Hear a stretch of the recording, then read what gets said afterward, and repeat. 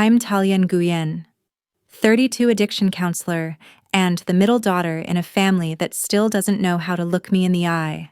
The first time I heard my own story told in someone else's voice, I was standing in the back of a brightly lit auditorium at my old high school. The smell of over-polished tile floors, the faint antiseptic tinge of the bathrooms nearby, the squeak of metal folding chairs, all of it brought me back to being 17 and hungover under fluorescent lights. But now I was here for the annual Alumni Awards. The theme projected on a giant screen read, "Rising from the Ashes, Our Stories of Triumph." And there, on stage, stood my older sister Melanie, clean-cut, in a coral blazer, with her signature glossy blowout. She had just been handed a plaque. "We all watched her spiral," the announcer said dramatically, his voice curling into a rehearsed pause. But someone never gave up. Melanie Nguyen wrote the viral Medium article that touched over 3 million readers about helping her sister escape the claws of heroin addiction. The applause started slowly, unsure, then crescendoed. I stood behind a black curtain, gripping a lukewarm bottle of water that was starting to crinkle in my hand. My name was in the article barely. She never asked me. She changed details. She made herself the hero. And she never mentioned this, that while she was off at Brown University, racking up accolades, I was living in a halfway house in Modesto, learning how to keep soup down, that I signed the rehab paperwork myself, that I paid. In the end, with 6 years of my life, I took a small step forward, trying to enter the main aisle from backstage. A volunteer high school-aged, polite, blocked my path with a clipboard. "Hi, are you? With one of the honorees?" I nodded. Sort of. I'm Talia Nguyen." He blinked. "Sorry. I don't have you on the list for seats. You might need to stay back here. This area is just for speakers and families." "But I am family," I said quietly. My throat tightened. That's my story." He looked over his shoulder. "Let me check with Ms. Melanie about that." He walked off. I stood still. I could hear Melanie's voice into the mic now, and I just knew I had to step in. She was so lost. I remember the day I picked her up off the sidewalk outside that gas station. I had to close my eyes. That never happened. She hadn't spoken to me in 2 years at that point. I was in a group home. I sent her a birthday card that came back unopened. But here she was, gilded and glowing, weaving a tale that people wanted to believe. If you've ever had someone hijack your worst pain and wear it like a trophy, drop a comment or tell me where you're watching from. Hit like or subscribe if you've ever felt like the ghost in your own recovery story. The room kept clapping. The music started swelling, the triumphant outro piano riff Melanie always used in her viral videos. Then, just as she stepped down from the stage, a silver-haired man in a charcoal suit and navy tie walked up. It was Mr. Levon, the head of the alumni board. He leaned into the mic. "We'd like to correct something before we move on. Talia Nguyen is here with us tonight, the survivor herself. And I have with me copies of the original billing statement signed and paid for by her own name. Talia, if you're in the room, please step forward." The crowd hushed. You could hear someone set their cup down. A baby whimpered in the back. I took one step out from the curtain. Heads turned, phones lifted, and for the first time in a decade, they were looking at me. I didn't walk quickly. I made them wait. Each step across that stage felt like a silent rebuttal. The heels of my shoes clicked louder than I remembered. My palms were damp, my breath shallow, but I held my head high. Mr. Levon extended his hand, his eyes kind and serious. "Thank you for coming tonight," he said under his breath, "just for me."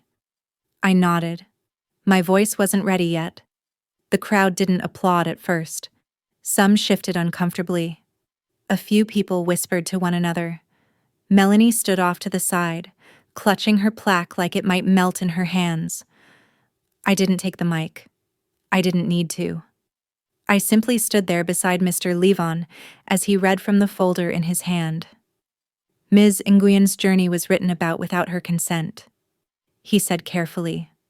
And yet, she continues to help others quietly every day as an addiction counselor, using her real experience on her terms. A few heads nodded slowly. I caught the eyes of Mrs. Halber from the school nurse's office. Her face lit up, one hand over her heart. Melanie didn't move. I could feel the moment stretch like soft taffy, thick and awkward and syrupy. Then a few people began to clap softly, hesitantly. A rising wave. I didn't stay long.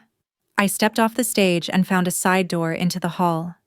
The moment I passed through, I exhaled everything I'd been holding since I opened that article 9 months ago. It had gone viral while I was working nights at the recovery center. My phone buzzed nonstop. People tagging me, thinking I'd be proud. Your sister is incredible. She's such an inspiration. Wow, I had no idea you went through all that. I remember reading the first paragraph over and over. I picked my sister up off the ground outside a gas station. She was so far gone. She didn't know her own name. I gave up everything for her. I fought harder than she ever did. I couldn't even get past the next sentence without shaking. It wasn't the lies that hurt the most. It was the way she made my recovery hers. And the saddest part, I almost didn't blame her. Melanie had always been the polished one.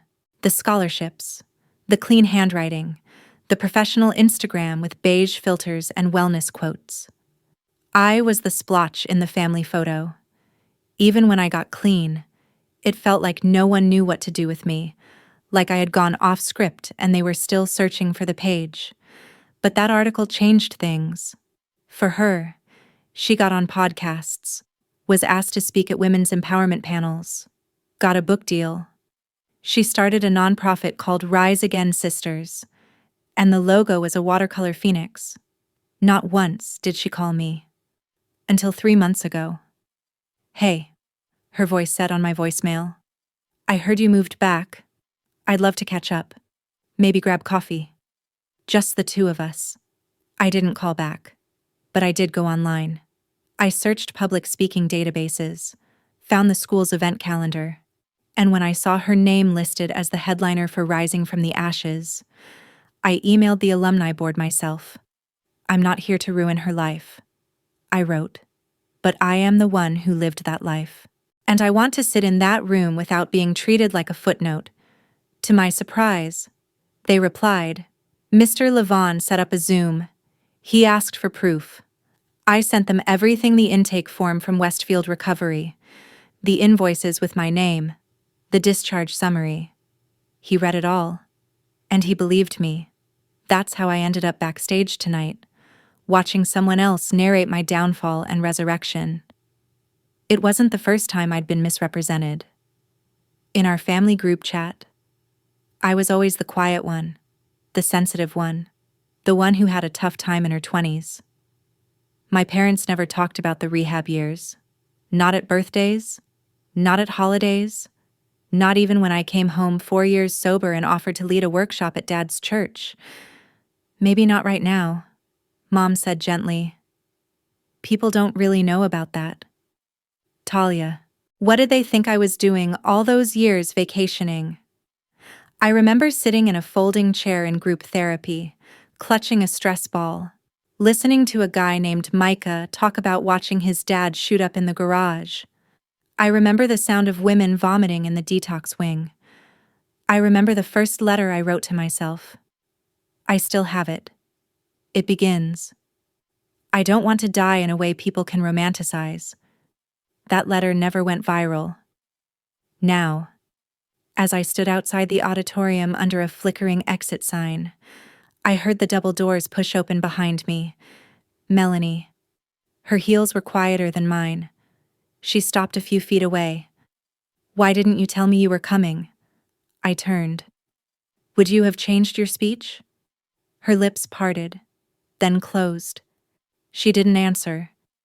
You never picked me up outside a gas station, I said calmly. I know. I thought it was a good image. For the story, you made yourself the savior. She stared down at the marble floor. I just wanted to do something good, then tell the truth. A pause. I didn't think you'd mind. I did. We stood there in the silence of all the words we hadn't said for years. She looked older than I remembered. Her gloss was fading. Can I take you to lunch? She asked. Sometime this week. Maybe, I said. Not yes. Not no. Just maybe. She nodded, walked past me and disappeared into the crowd. I didn't follow. I stood there a long time, listening to my own breath, feeling, for once, like my story belonged to me. The next morning, I woke up to a phone full of unread messages, not from Melanie, from strangers, from former classmates, from people I hadn't seen since 10th grade, from one woman who said she had read the viral article 3 times before realizing her story had been twisted too. It turns out, when you step out from behind the curtain, people start looking for your shadow in places they never thought to before. I got a message from Casey Tran, varsity soccer captain, one of the girls who used to whisper when I walked into the locker room with track marks hidden under my sleeves. She said, "Talia, I'm sorry I didn't know. You didn't deserve that." There was a voicemail from Miss Worthing, my old English teacher, who once gave me detention for falling asleep in class after 3 days awake on pills. Her voice cracked on the recording. "I read your name on the school site this morning. I didn't realize how much I missed it. That one nearly undid me, because when you spend enough time invisible, recognition feels heavier than blame, and much harder to carry. I took the day off from the center. I told my supervisor it was for mental health, but really, I just needed to be still, to feel everything at once and not run from it. I walked to the park near my apartment, where the air always smelled like cut grass and wet concrete. I sat under a tree and watched people live, runners with earbuds, toddlers with sippy cups, an old man doing Tai Chi under a maple. I didn't answer Melanie's follow-up text lunch this week Wednesday. I wasn't ready. Instead, I opened my folder. It was the same manila file I carried with me to every job interview for the last 3 years. Inside were the Westfield documents, my license as a certified addiction counselor, my transcript from community college, where I clawed my GPA up from a 1.4 to a 3.8. I used to carry these like armor, proof that I had made it, that I deserved to stand in any room. Now I didn't know what to do with them. Maybe I didn't need to prove anything anymore. That night, I got a call from someone I never expected. My dad. "Talia," he said, "I saw the video. From the awards." I sat up straighter. "Oh, I didn't know. Didn't know what?" He hesitated. "That you paid for all of it. That you did it on your own?" I laughed quietly. "I didn't do it alone. Just not with the people who were supposed to be there." Silence. "I'm proud of you," he said. I hadn't heard that from him since I was 11 and won a spelling bee. He asked if I'd come by for dinner next week. Mom was making roast chicken. I said I'd think about it. Not because I wanted to punish him, but because forgiveness was something I was still learning how to do without losing myself in the process. That night, I opened Melanie's article again. I hadn't read it in full before.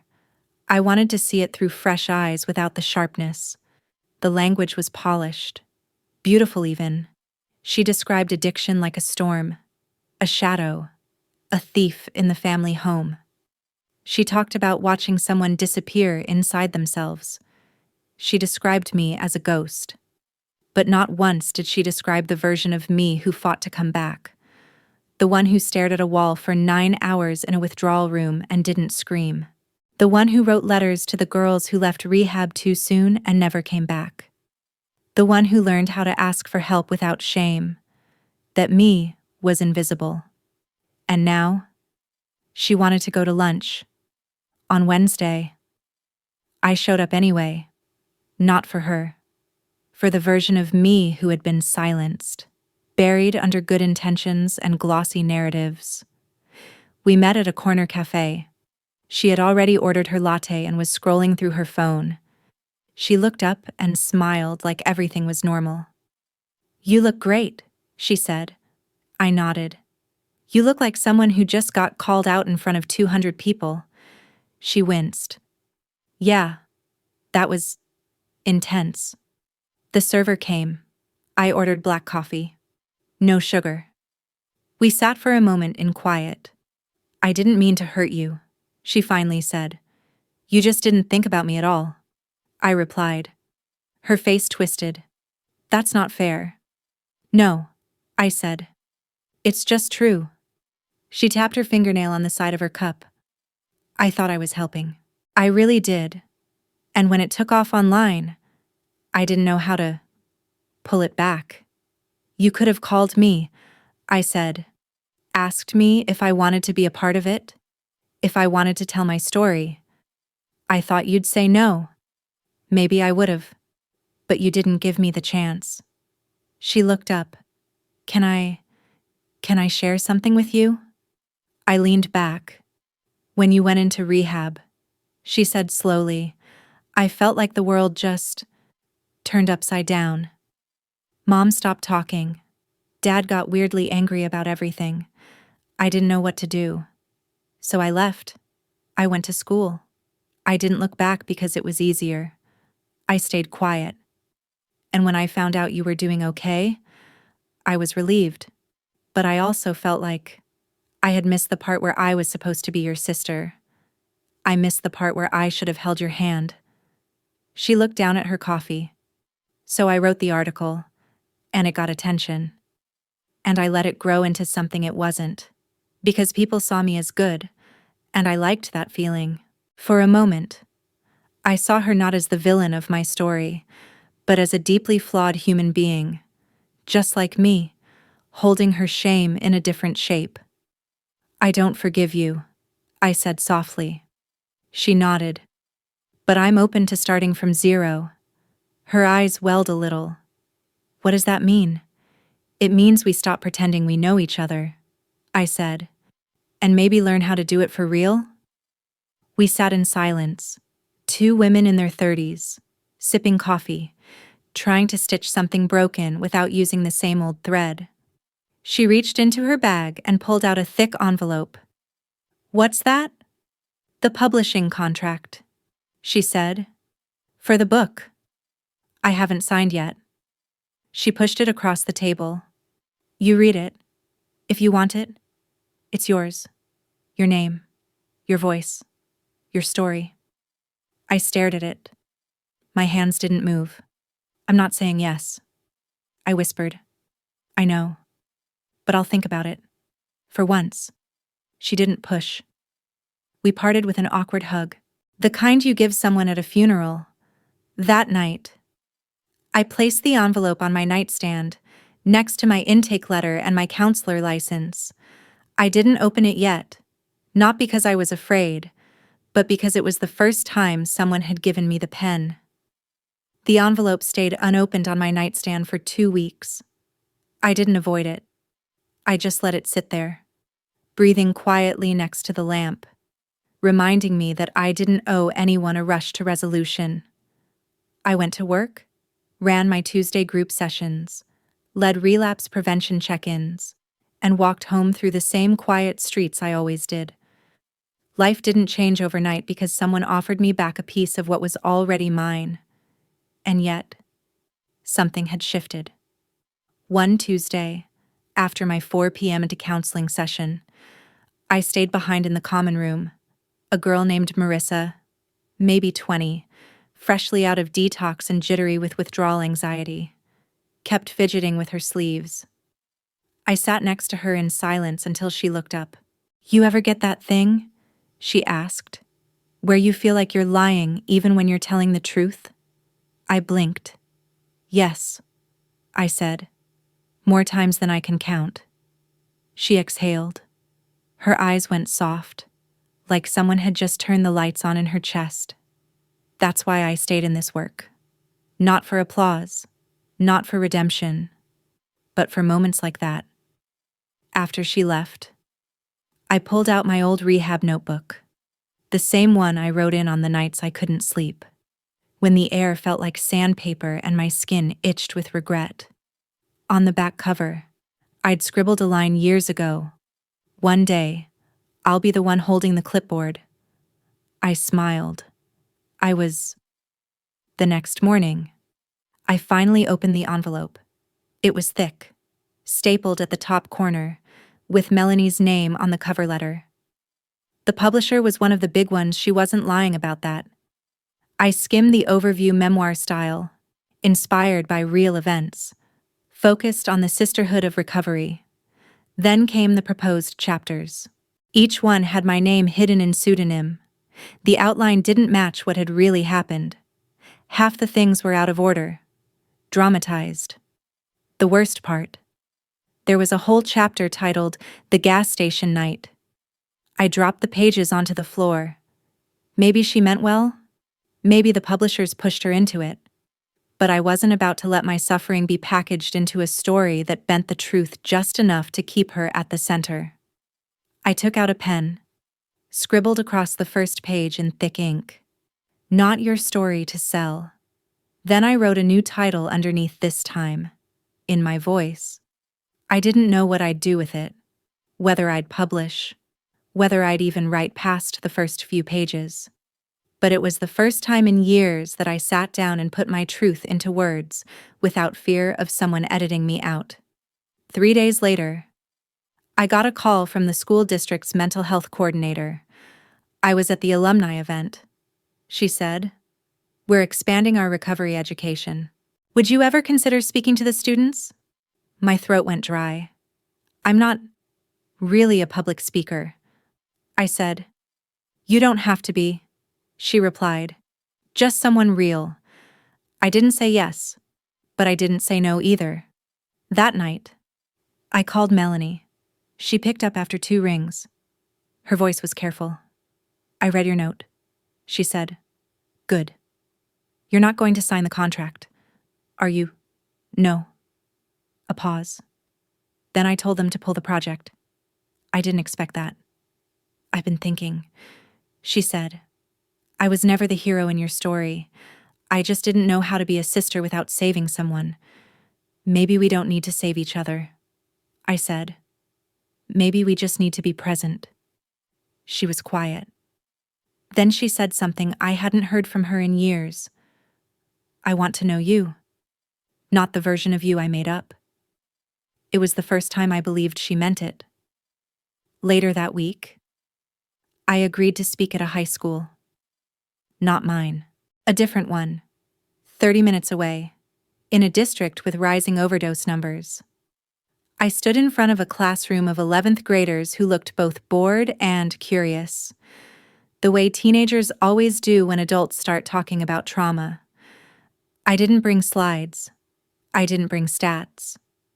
I brought my story. I told them about the withdrawal room, the shaking, the way I missed 3 years of birthdays because I couldn't remember the date. I told them about group therapy, about forgiveness, about the friend I lost on day 17 who never made it to day 18. I ended with this: you don't owe anyone a version of yourself that makes them feel better. You only owe the truth to yourself. The bell rang. Some of them clapped, some didn't. But one girl stayed after. Her voice barely rose above a whisper. "My sister's in treatment," she said. "I've been pretending it's not happening. But now, I don't want her to think I forgot her." I nodded. "Write her," I said, "even if she never writes back." When I got home, I opened a new Word document. No outline, no structure, just a blank page and my name at the top. I didn't write about Melanie, or the article, or the awards show. I wrote about the moment I first chose not to die, and then I kept going. The next week, I heard from Mr. Levon again. "We'd love to have you back," he said. "Next year. As a speaker. As yourself." I told him I'd think about it, not because I didn't want to, but because this time, I'd speak when I was ready, not when someone needed me to make a headline. That Sunday, I had dinner at my parents' house. My mom didn't mention the article, neither did my dad, but they let me talk. About my clients. About the girl who told me her relapse felt like a storm, but she finally found her umbrella. About the boy who asked me if it was okay to be angry at his mom for giving up. They listened. At one point, my dad looked up from his plate. "Did we make it harder for you?" he asked. I didn't say yes. I didn't say no. I just said, I needed to learn how to stand alone, but I would have liked some hands to steady me. He nodded. My mom's eyes filled, but she didn't cry. She just reached out and squeezed my hand. That was enough. That night, I went home, lit a candle, typed 2 more pages. I wasn't writing a bestseller. I was writing a testimony. And for the first time, I knew I didn't need anyone else to validate it. By the time spring rolled around, I had written nearly 60 pages. Most of it still read like a wound. Not a story, but it was mine. Unpolished, sharp in places, tender in others. Some nights I'd write just 1 sentence and stare at it for an hour. Other nights, the words would pour like they'd been trapped in my throat since I was 21, curled up in a stranger's bathtub trying to remember what my name meant. It wasn't for an audience. Not yet. Maybe not ever. Still, I printed them out. Stapled each chapter separately. Put them in a simple folder. No cover. No preface. One morning, I left the folder at Melanie's door. No note. Just the weight of real memory for her to hold. I didn't check in to see if she read it. A week later, she texted me. I cried after page 5, but I didn't stop. "You're brave in a way I'll never be." I didn't reply. There wasn't anything to say. Some things don't need replies, they just need witnesses. Around the same time, I started seeing a new client, a woman named Jessica, mid-40s, court-mandated to attend recovery sessions after her 3rd DUI. She was sharp, sarcastic, and always 15 minutes late. The kind of client who stares through you and pretends they've already outsmarted the program. During our 4th session, she interrupted me. "You ever actually been through this yourself?" she asked. Arms crossed. I smiled. "Why do you think I'm here?" She tilted her head, skeptical. "So, it's not just some degree you printed from a laptop." I reached into my drawer, pulled out my old intake photo from Westfield. I kept it for moments like this. I slid it across the table. There I was, sunken-eyed, bruised under the jawline, hair greasy, skin sallow. Her face changed. "You don't look like that anymore," she said, voice softening. "Some days, I still feel like her," I admitted, but I try to meet her with compassion. She nodded, blinking hard. "Okay," she said. "Then I'll keep coming." Something shifted after that. I wasn't trying to be anyone's inspiration. I just wanted to be real enough to make the silence less suffocating. That weekend, I got a message request on Facebook from a name I didn't recognize, Danny Lee. I clicked her profile. She was a lifestyle influencer. Pastel posts. Baby pink font over sunrise beach shots. But her message was short. "Hi. Sorry if this is weird. I think your sister used parts of my story too. In her article." My heart dropped. She attached a screenshot. A paragraph from Melanie's viral post, describing a hospital scene with a girl hallucinating on benzos, screaming at invisible spiders. She kept clawing at her face, begging me to get them off her. I held her down until the nurse came. I remembered that story, but it wasn't mine. I messaged Danny back. We set up a call. Turns out, Melanie had gathered fragments from recovery forums, memoirs, public Reddit threads. She'd woven them into a single composite narrative, naming only one sister me, but borrowing pain that belonged to many. She never asked. Danny said, voice tight. It's not about being famous. It's about truth and safety. I thanked her, told her I believed her. Then I opened the article again, reread it slowly, and saw all the fractures I'd missed the first time. She hadn't just blurred the edges of my story. She'd built an empire from a collage of stolen scars. That night, I called her. I need you to take the article down. I said, no hesitation. There was silence. I thought we were past this, Melanie said, voice trembling. We're not past anything if other people are being hurt. I didn't mean you did, I interrupted. And whether you meant to or not, it's done. You've made money, gained followers, got your little Phoenix brand. But the people whose stories you used, we didn't get consent forms. We got scraped. She didn't speak for a long time. Then, softly, okay, I'll take it down. And the podcast episodes? And the Medium reposts? All of it. Okay. I hung up, felt both lighter and heavier at the same time. The next morning, the article was gone. So was her Instagram and her nonprofit page. I didn't celebrate. There's nothing satisfying about someone else's fall when you know they once believed they were doing something good. But I did exhale, a full breath, for the first time in years. A week later, I was invited to speak at a regional recovery conference. I said no. Then I said yes, because this time, I could choose. The venue was a small auditorium downtown. Nothing dramatic. 40, maybe 50 attendees, folding chairs, a quiet mic, water bottles sweating on a back table.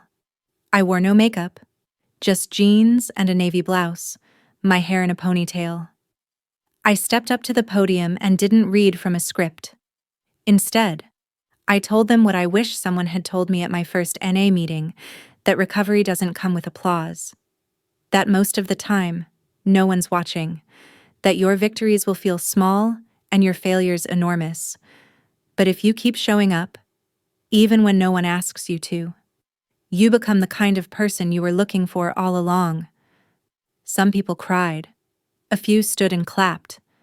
But what mattered most was that I wasn't speaking as someone's sister or someone's mistake. I was speaking as myself, and people listened. Afterward, I sat with a woman in her 60s who whispered, I've never told anyone I used to drink at work. Not until tonight. I held her hand and said, it doesn't make you bad. It makes you brave to still be here. That night, Melanie texted again, I'm applying for a master's in social work, starting from scratch, with my own story this time. I stared at the message, didn't reply right away, but I smiled. Because if there's one thing I learned from watching myself be misrepresented, it's that we all deserve a chance to tell the truth in our own words, even the people who got it wrong, especially them. Summer came fast, and with it, the stillness I hadn't realized I needed. The rush of being seen, of finally having space to breathe, faded into something quieter. No more interviews, no conference calls, no headlines, just my regular life. The center hired a new counselor, so I cut back to 3 days a week.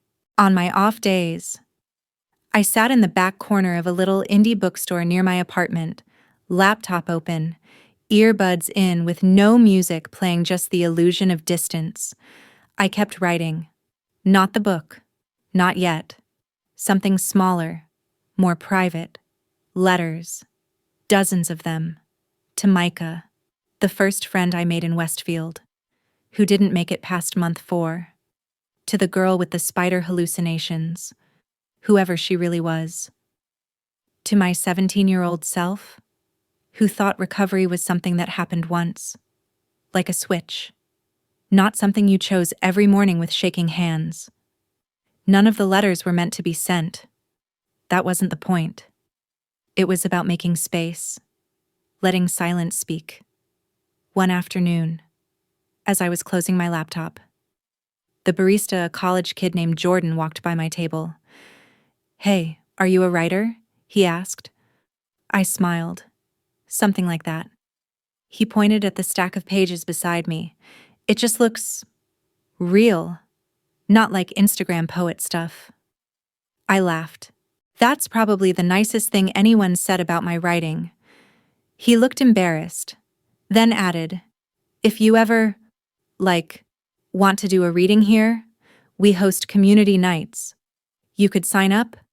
I didn't say yes, but I didn't say no. That night, I walked home past the same houses I always did, the same cracked sidewalk where I once sat in the rain, shaking from withdrawal and waiting for a ride that never came. I stopped there, stood still for a moment, closed my eyes. Just a minute. Let the memory pass through. Then I walked the rest of the way home. Inside my apartment, the air was warm and still. I sat on the floor and flipped through the old Rehab notebook again. The ink was faded. Some pages stuck together, others nearly torn through from pressing too hard. One entry stopped me cold. "What if no one ever hears me?" I touched the sentence like it belonged to someone else. Then I wrote beneath it, "They did. You're here." That weekend, Melanie visited me. For the first time since we were kids. She came over without makeup. No entourage of curated outfits and filtered narratives. She brought Thai food and cheap wine. We sat on my living room floor, eating out of the containers like college students. "I wanted to tell you something," she said, mid-bite. "Shoot." I had a long call with Danny Lee, the girl whose story I borrowed. I froze. She told me what it felt like.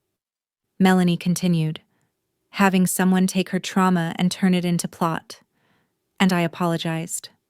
Really apologized. I nodded. How'd she take it? She said she doesn't trust me yet, but she appreciated that I didn't try to defend myself. That's something, I said. Melanie looked around my apartment. Her eyes landed on the small plant on the windowsill, half alive and stubborn. "You live really quietly," she said. I smiled. "Loud lives make you lose your hearing. I like it better this way." She didn't argue. We stayed up late, talked about things that had nothing to do with addiction or public mistakes. She told me about her new internship at a community outreach center, about how she sits in the back during group therapy and just listens. "I still feel fake," she admitted. "You're supposed to," I said. "That's what starting over feels like." Before she left, she handed me a folded piece of paper. "What's this?" I wrote something. "Just for me. Not for the internet. Not for followers." I opened it, read the first line. My sister didn't ask to be made into a symbol. She just wanted to survive. I folded it back up, held it in both hands. "Thank you," I said. She left quietly. No hugs this time, just a soft nod at the door. A few days later, Jordan texted me. "We still have a slot open for Friday's community reading. Just 5 minutes. Want to share something?" I stared at the message, typed, "Okay," then deleted it, typed again, "I'll bring a short piece." I spent that night combing through my letters. Most were too raw, too long, but one stood out. A letter I wrote to the version of me who walked into rehab with trembling legs and a bag of clothes that didn't fit anymore. I printed it, folded it once. Friday night came. The bookstore was full of mismatched chairs and string lights, a dozen strangers sipping coffee or craft beer, waiting for words to fill the space. When it was my turn, I stepped up to the mic. My hands didn't shake. I unfolded the letter, took a breath, then read, "To the girl who thinks she has to die to be seen. You don't. You can disappear 1,000 times and still be worth finding. You can lose years and still deserve a morning light that doesn't hurt your eyes. You can tell the truth even if it's messy, even if no one claps, even if the only person listening is you. Speak anyway. I looked up. The room was still. Someone near the back wiped their face. Jordan nodded silently from behind the counter. When I stepped away from the mic, I wasn't anyone's metaphor. I was just a person, breathing, whole. After the reading, an older man approached me. "You remind me of my daughter," he said. "She didn't make it. But hearing you tonight felt like a conversation I never got to have with her." I placed my hand on his arm. "Then maybe you just had it." That night, walking home under the soft yellow glow of street lamps, I realized something that startled me with its simplicity. I wasn't angry anymore. Not at Melanie. Not at my parents. Not even at the silence that once threatened to bury me, because I had filled it. Not with noise, but with truth. August heat turned the sidewalks soft, the kind of sticky, breathless heat that made even the air feel heavy. I walked slower those days, not because I was tired, but because I no longer felt like I had to rush to prove anything. One morning, on my way to the center, I passed a mural I hadn't noticed before. It was painted on the side of a boarded-up pharmacy. Big sweeping strokes of cobalt and ochre. A woman standing barefoot on a cracked street. Arms out, eyes closed, surrounded by birds flying in every direction. I stood there for nearly 10 minutes, watching the light shift across her face. She reminded me of something I'd almost forgotten. There's a kind of survival that doesn't look like fighting. It looks like surrender.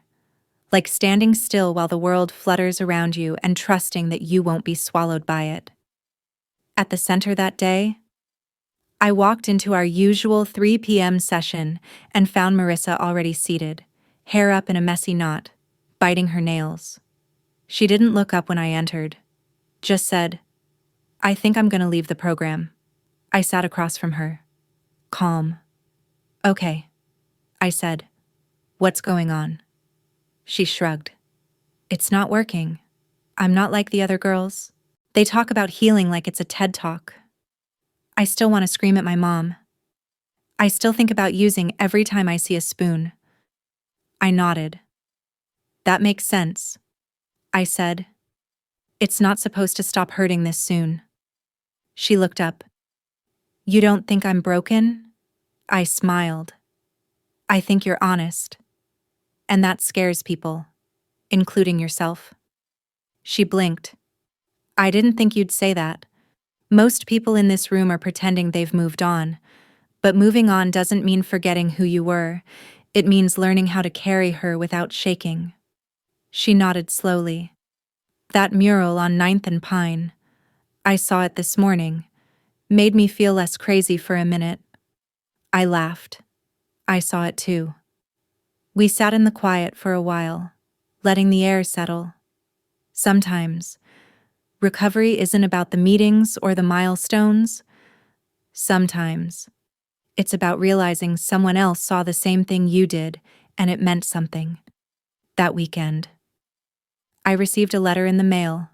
No return address. Just my name, handwritten. Inside was a single sheet of paper, typed. No greeting, no signature. "I saw you speak at the bookstore. I didn't stay after because I didn't want to interrupt your moment, but I've been clean 39 days now. Your words helped. That's all. I just wanted you to know." I folded the letter gently, placed it in the box where I keep all the things I'm not ready to frame. Later that evening, I walked into the living room and noticed the folder I'd given Melanie still sitting under a stack of books. I pulled it out, leafed through my own writing. Some of it was rough, rambling, but some of it had a rhythm, a breath, like it could stand on its own without context or explanation. I emailed a few small presses, just to test the waters. Nothing flashy, no proposal, just a note. These are fragments from the years I got back. If they speak to anyone, that's enough. A week later, I heard back from one, a small independent publisher out of Portland. The message was short. We read your work. It's quiet and devastating and real. We'd love to talk. I stared at the screen for a while, not because I didn't believe them, but because I did. And that was new. At the next family dinner, I told my parents about the offer. Mom was folding napkins.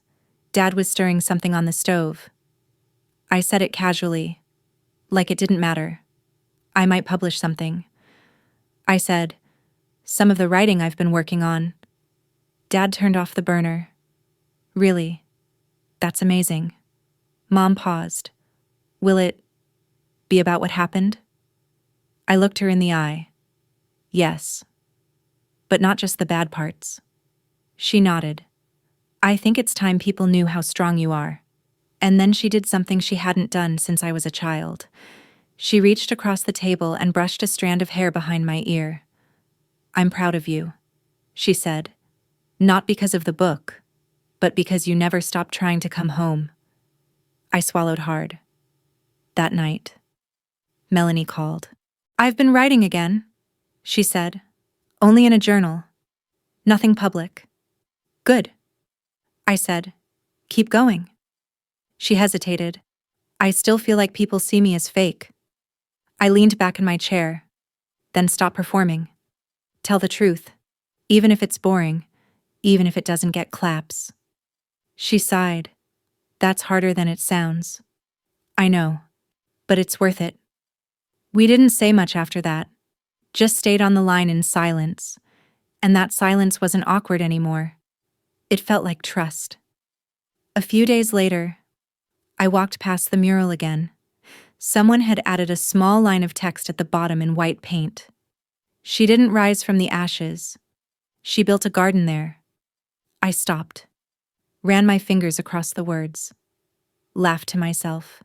That's exactly what it felt like. Not triumph, not redemption, just planting something soft where pain used to live. I took out my phone, typed one sentence into a new document. She built a garden there. Then I closed it. No need to finish the thought. It was already complete. The day the first printed proof of my manuscript arrived, I didn't rush to open it.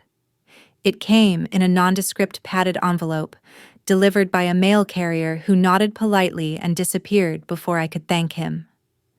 I placed it on the kitchen counter next to an empty mug and stood staring at it, like it might disappear if I blinked too hard. I thought I'd cry, or shake, or laugh. Instead, I felt still, as if the world, just for a moment, was holding its breath with me. The manuscript wasn't long, barely 150 pages. No dedication, no preface, just a plain white cover with my name at the bottom. Typed in quiet lowercase letters, Talia Nguyen. That was it. It felt enough. I sat on the couch and read the first 10 pages aloud to myself. My voice caught on a few lines, not because they were sad, but because they were real. And real things have weight. They ask to be carried slowly. The publisher told me they'd only print a small run at first. No pressure. No promo tour. Just a soft launch. A quiet book for quiet people who needed to hear they weren't alone. Exactly what I wanted. Melanie was the first to buy a copy. She texted me a photo of it resting on her lap, with a note I'm still learning how to listen. But I'm reading every word like it's a second chance. I replied simply, it is. I didn't host a launch party, but the bookstore offered to do a small reading, same community space where I first read the letter to myself. This time, more people showed up. I recognized faces from the center, from group therapy.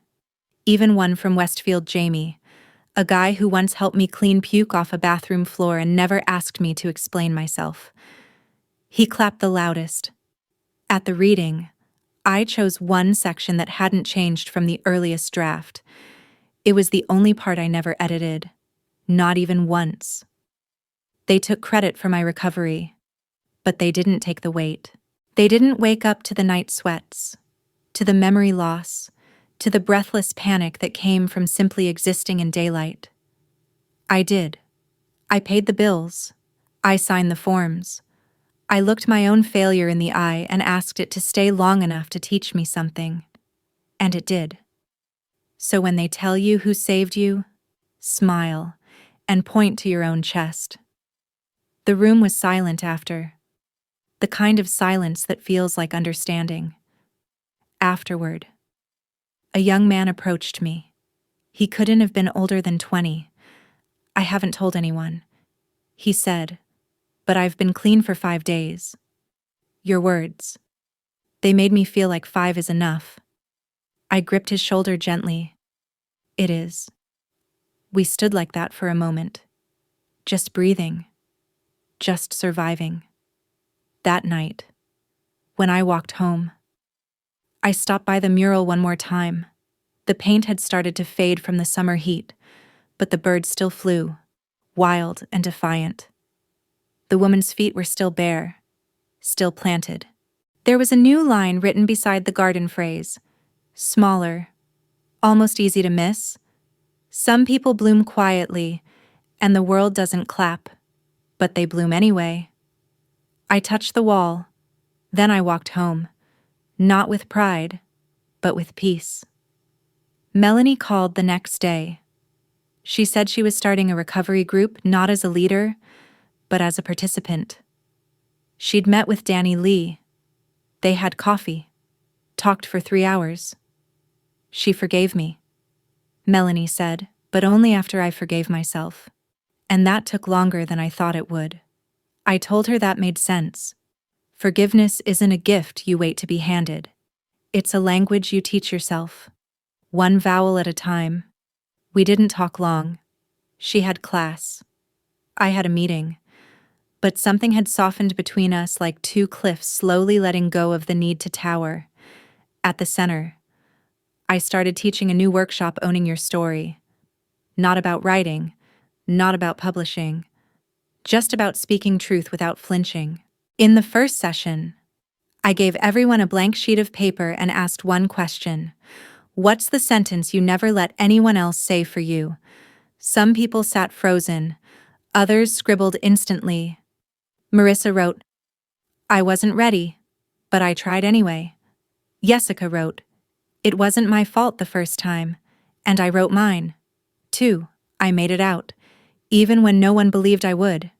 We didn't read them out loud. That wasn't the point.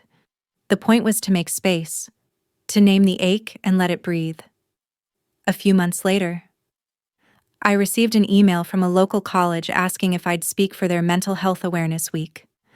I almost declined, but then I remembered that 17-year-old version of myself, curled up in a hoodie 2 sizes too big, praying someone would say something honest.